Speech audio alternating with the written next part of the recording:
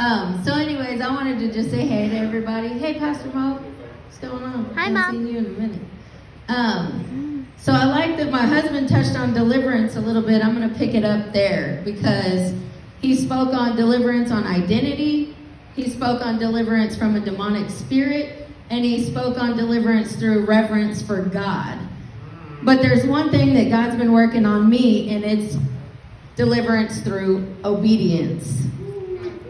So the other day I was reading in Exodus. I actually started off in Genesis, and then the Lord was like, yeah, you just read that to get up to where I really needed you to be. So anyways, I'm reading in Exodus, and Moses' mom got delivered through obedience.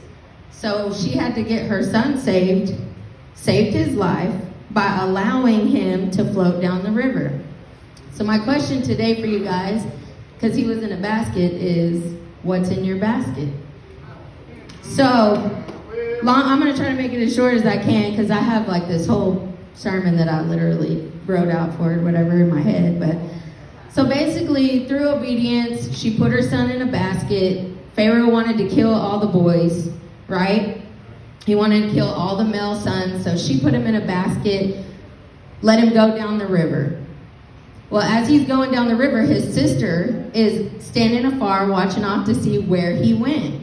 Well, Pharaoh's daughter was standing out there, and she grabbed him. Well, the sister comes up and says, hey, why don't you let me go get one of the ladies, one of the midwives, so she can come and nurse him and take care of him for you. She said, go and bring one. So she goes and gets Moses' mom that just let him go down the river, right? Talk about God's humor and your obedience for him and trust in him when you let things go. Well, not only did she get to come back to him, but she also got paid for taking care of her own son. I think that's great. If I could get paid for taking care of my own kids after I let them leave my house and then come back, boy. But I just want to talk to you guys today about what's in your basket. What is it that God's telling you to be obedient in? And on the other side of obedience is freedom and victory. So I want to ask you guys to take a moment and just sit there in your hearts while this event is going on and just ask the Lord, Father, what's in my basket? What is it that I need to put in the basket out of obedience? Set it down, let it go down the river. Is it something that I need to let go that'll come back to me? Or is it something I need to let go so I can get closer to you? Get deliverance through obedience in whatever it may be. You know, I'm going to share a quick testimony about our son, Dallas. So, this was hard for me. So Dallas came to us. We met him actually at RFC, Restoration Family Church in Benbrook. How many years ago was it? It was about 4 years ago. Probably about 4 years ago. And I seen him a couple of times with one of my friends that I went to school with, Serenity. And long story short, he would show up to the Bible studies with the adults. Let me tell you something about this boy and his hunger for Christ. He would show up to the Bible studies with just adults, and he was taking care of himself. Now, the heart of a mother comes over me, and I love this man. I love him. I call him a man now because he is now. He's married. I have a beautiful daughter-in-law. But my heart was for him as a mom. And I knew that he was going to be in my family. I knew this. And he started coming over to our house, started hanging out, became a part of our family. And then one day he left. And my heart broke.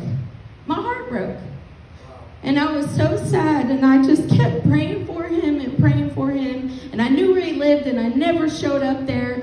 It was like letting him go in a basket because God told me to. Let him go. But God told me he'll be back.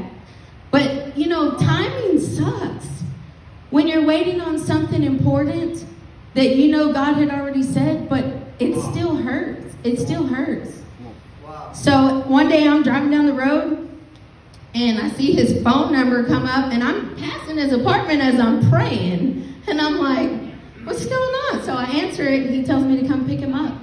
He was ready to come back home. So I'm going to tell you guys, anything that you let go, if it's meant to be for God's timing, it will come back. But if it doesn't come back, don't be discouraged, because on the other side of your obedience, there is freedom and victory. I love all you guys, and I just want everybody to have the same thing I have, and that's freedom in Jesus Christ. Amen. Freedom from everything. I mean, I can't give y'all something I don't have.